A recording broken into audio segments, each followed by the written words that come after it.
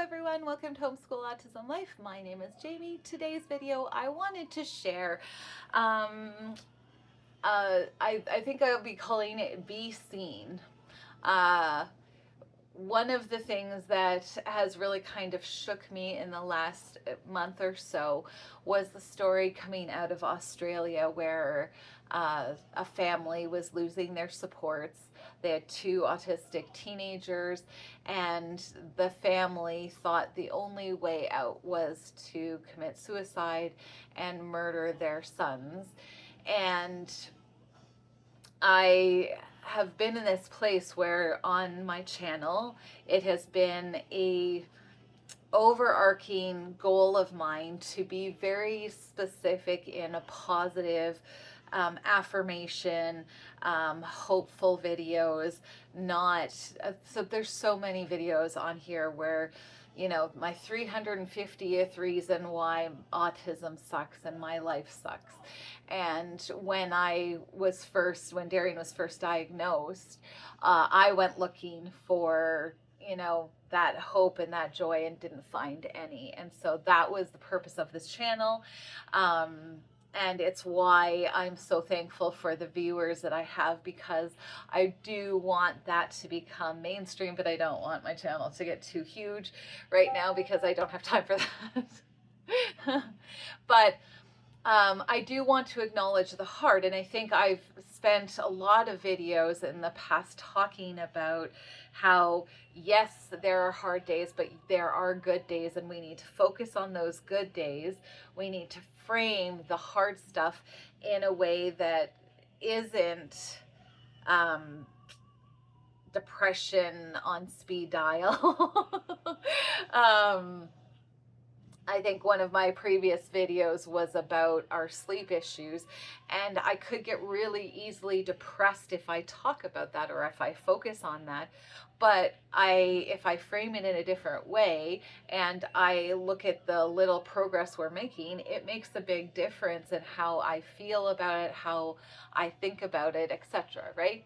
So this video is talking about the unseen things. You've had many videos of mine where I have talked about my life and I've talked about the things that are going on, and I've shared the really special moments with my son, and I haven't shared some of the hard. So I make a joke about parenting at 3,000% or doing a 3,000 pound curl as a parent because we're strong and mighty. But what does that actually mean? And so I thought I would share some of those things that you don't see on an everyday basis, because I want you guys to have the ability to go, okay, she's not just like that because she's got an easy autistic child. That child must be so easy because this happy, joyful persona comes from the fact that she is blessed. Now, before I go through the litany of things, and there's so many things I could say, I've got a list of them in front of me, but I will say that we are blessed. And every single one of these things, I frame it in a different way in my mind when I'm talking about these or when I'm dealing with it. But there are serious moments of frustration. We are blessed in a way that Darian is very healthy. Generally, he doesn't have any heart issues. He doesn't have any real tummy issues. He doesn't really have anything that we medicate him for. I'm sure if we had different doctors, they would have tried to give him medication, especially for sleep issues, but he doesn't. And we don't want to put him on medication needlessly unless he absolutely needs it. And so we are blessed. So just putting the proviso out there. But let me just go through some of the things. There's no shame, there's no shame in accepting that there are extras to parenting a special needs child. There is no shame.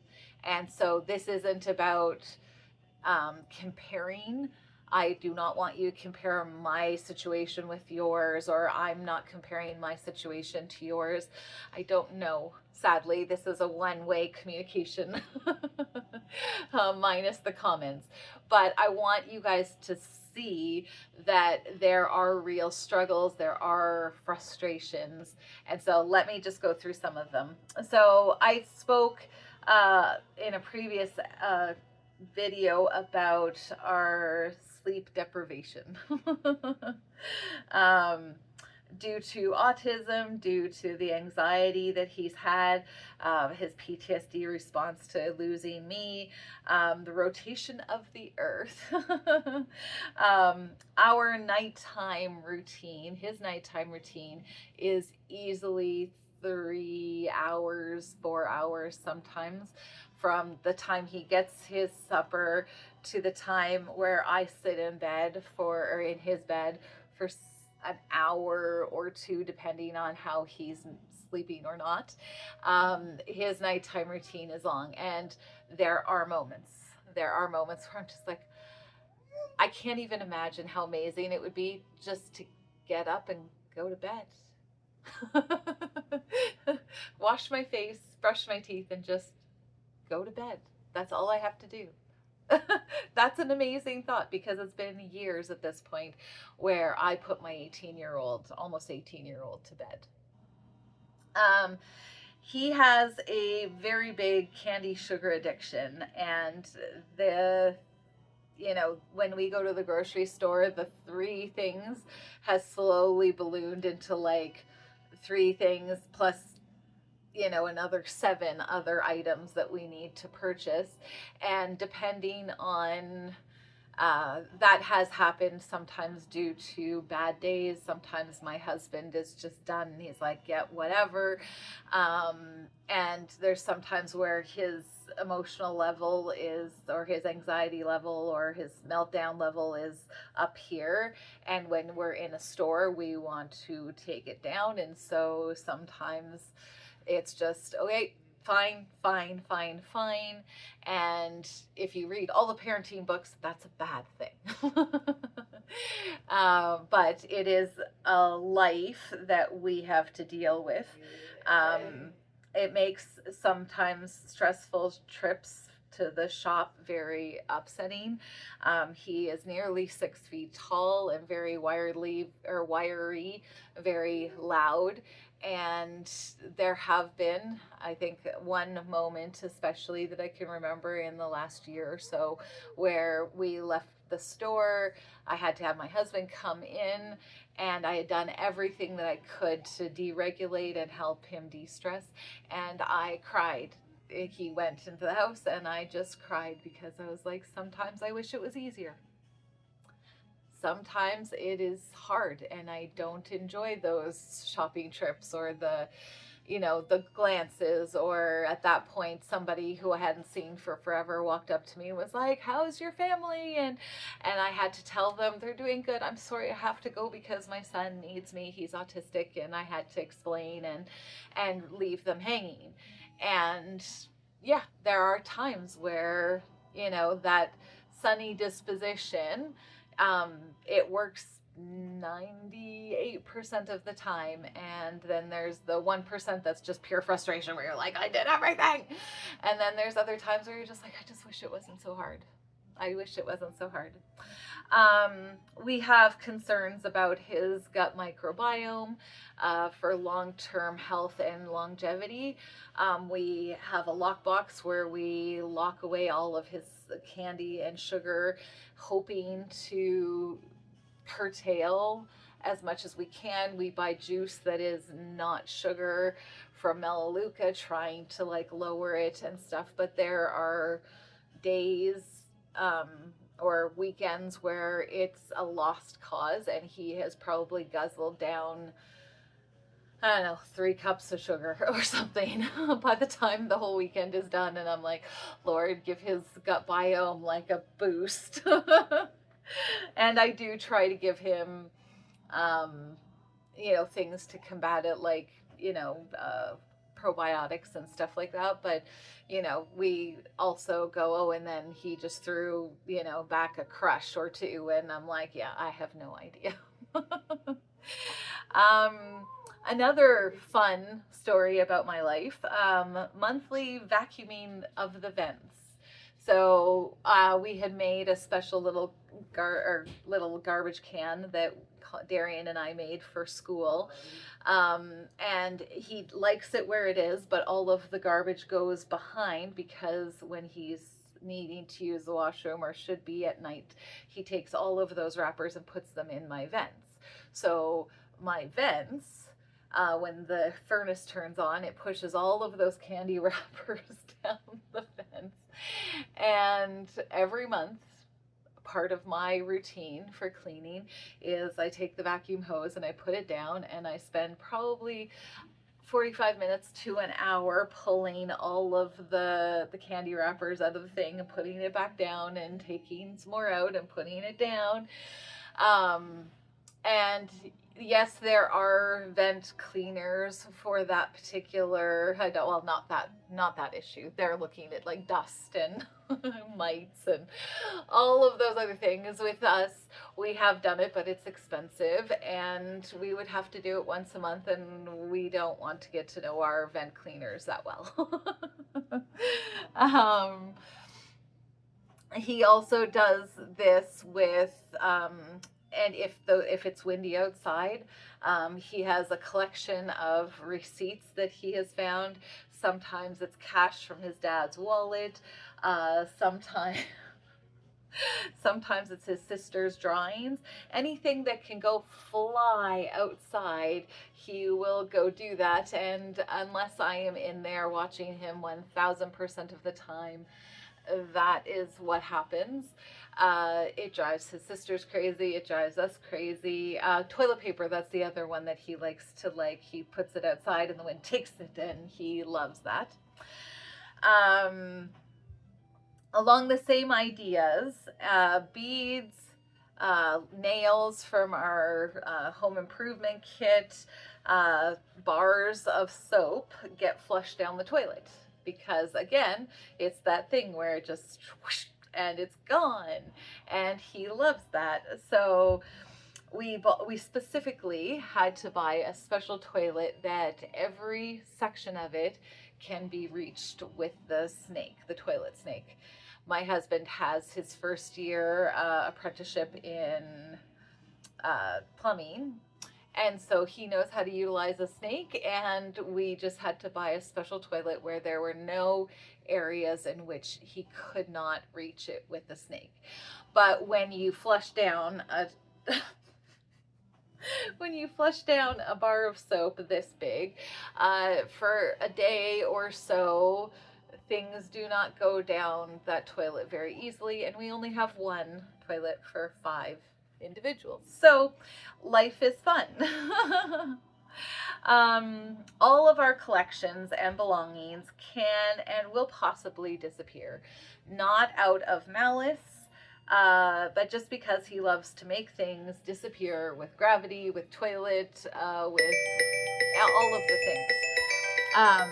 One of the things that I can say is all of the erasers off of our pencils have gotten chewed off, and so I started keeping erasers in here also from my son, and these end up behind a cupboard in our bathroom, and I have to go get them every few days or so so that we have erasers in our household. English words are evil. You guys have heard it on this channel many, many, many times. If I say the word people, painful. If I say friends, in the brain. If I say the sun in the sky, I got away with that one today. If I say breakfast or supper, I have to say breakfast.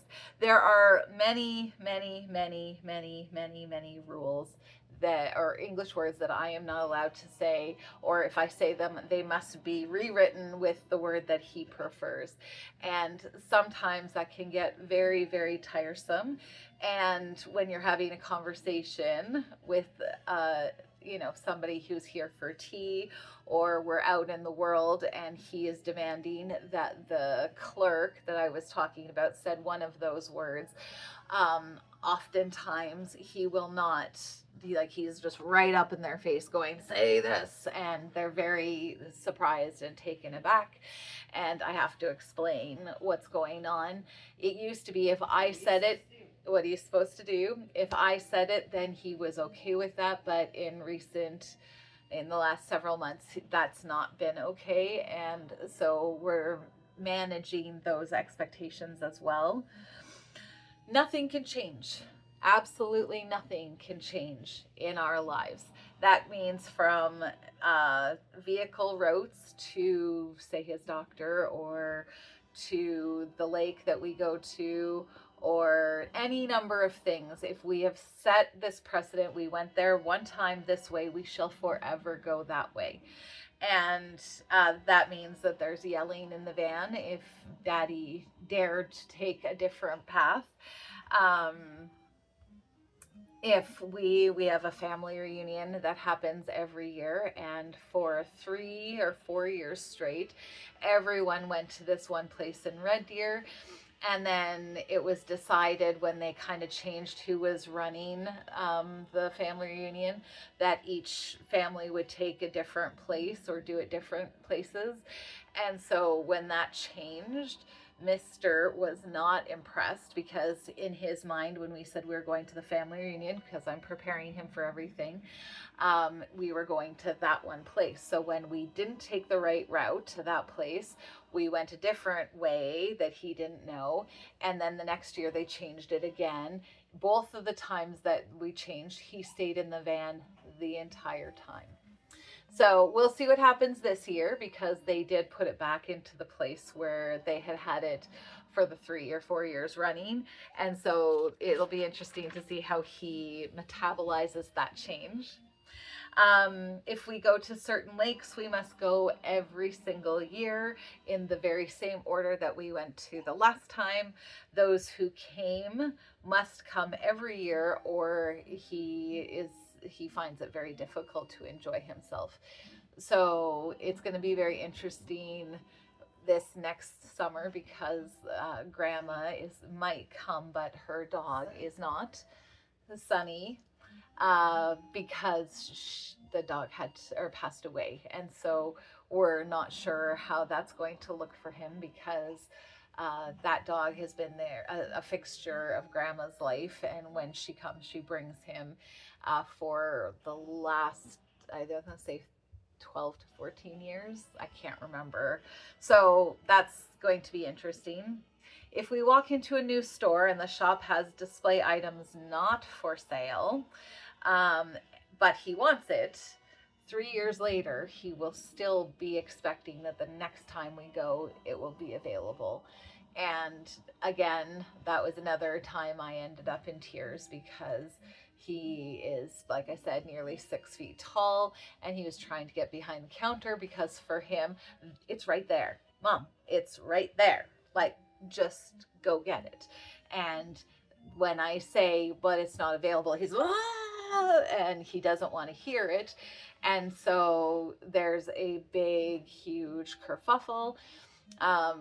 I did try for Christmas one of the years. No Christmas, not right now. It's all done. He was very much like, I made him what he was wanting. It was a giant Laffy Taffy box. I got a whole bunch of Laffy Taffies. I filled the box, and it was like thicker than I thought. I was like, if I'm going to make it, it's going to be like even more epic.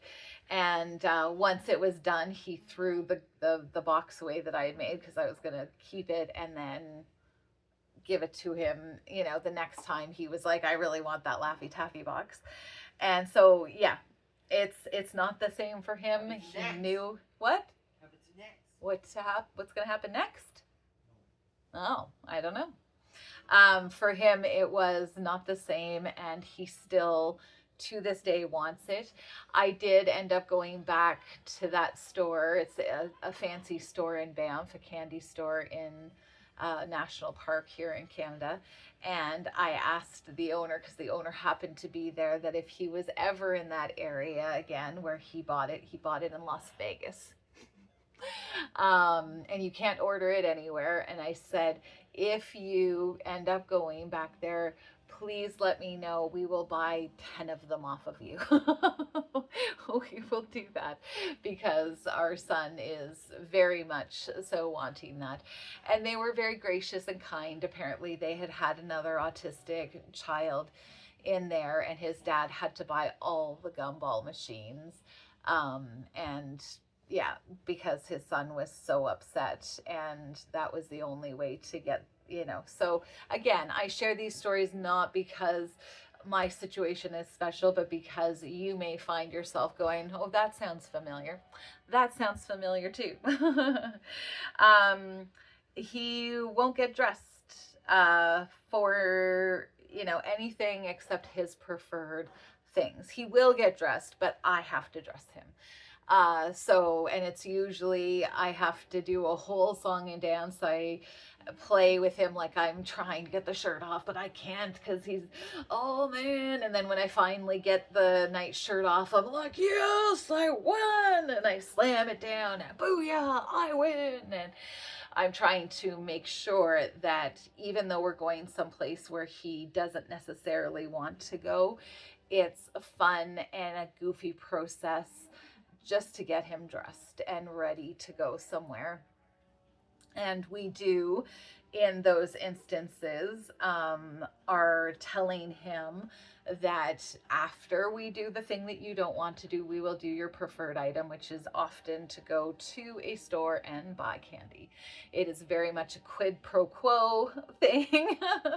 The status is not quo. You want to take me out of my warm house and sit in the van for several hours. And then he was like, okay, well, if we're doing that, then we're going to go wash the van and then go to the candy store and get 3 things.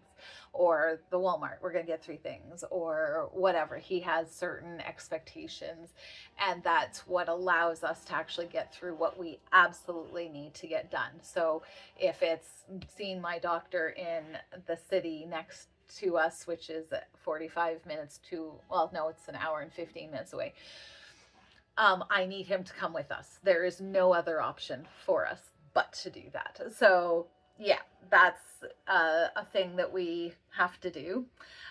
Doctor, dentist, blood work, shots, health stuff is always fraught with anxiety, preparation, and don't forget his little phone. Don't forget to have a plan for after. Don't forget to prepare him for what's coming.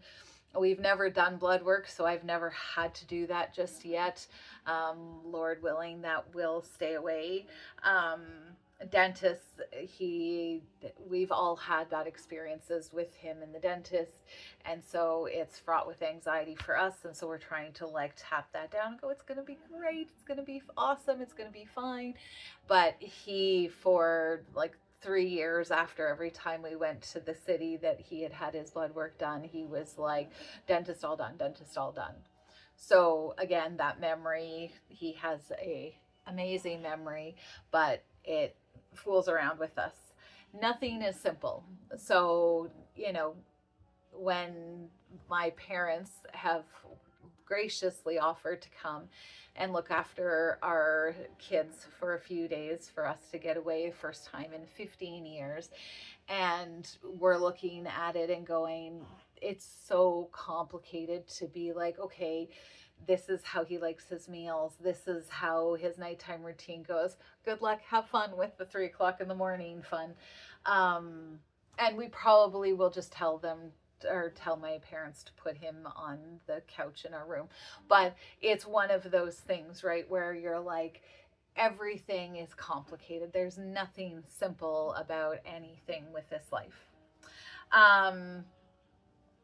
Yeah, there's so much more that I could say. This is just the tip of the iceberg, but I wanted to articulate, because I've never really, like, you've had little hints along the way if you've watched my videos for a really long time. But it's one thing to actually start making a list and go, oh yeah, we do that no other parent does. Oh yeah, we do that and no other parent does that either.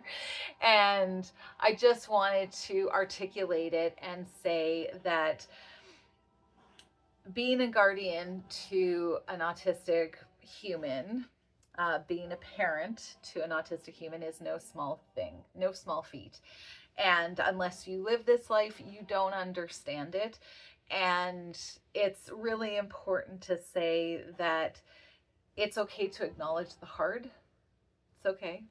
It's okay. And if you look at me, I've got a smile on my face even as I say that, because it hasn't broken me or my spouse. There are hard days. It does suck sometimes. And at the same time, I'm okay to see the amazing human that my son is. It's okay that I acknowledge that he is struggling with those things. He doesn't do it to go, oh, you thought you were going to sleep tonight. Like, that's not what's going on. When he throws belongings and flushes them down the toilet, he's not going, that's going to irritate my sisters. Or when he throws money out the window and it watches it fly away, he's not like, that was epic and dad is going to lose his mind. For him, it is such a simplistic joy that he gets out of taking something and it being flown away or flushed away, or whatever the case may be. The getting him ready for things is anxiety driven, because he was like, I like my routine at home. My routine at home makes me feel comfortable and safe. And every time you take me out, yeah, sure, I'm okay, but maybe next time I won't. Or he might be like, but I don't want to. And that's a big thing too. He's like, I don't want to.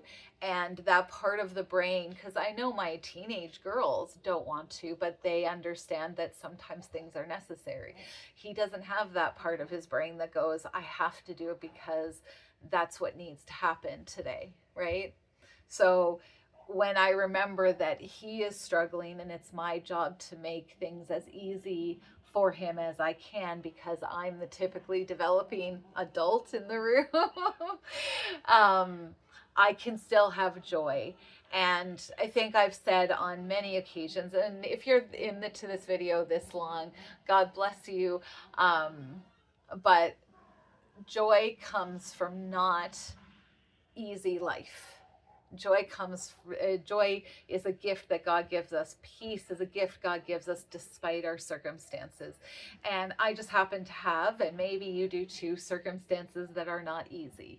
And the joy that I have is that God gave me this job, this human life to protect and take care of, and I can do it with the joy of the Lord, who gives me the strength and who hugs me in the hard times and says, yeah, it would be nicer to have, go to the grocery store and just be like, we're just here doing our thing. It's going to be epic. But at the same time, I am not hard done by. I am not defeated. I can have joy because there are many, many trips to the grocery store that are not hard. There are many trips in the grocery store where he does something or says something that makes me laugh. And those are the days that I focus on. And those are the things that I want to make sure that he knows that his life is not hard for me.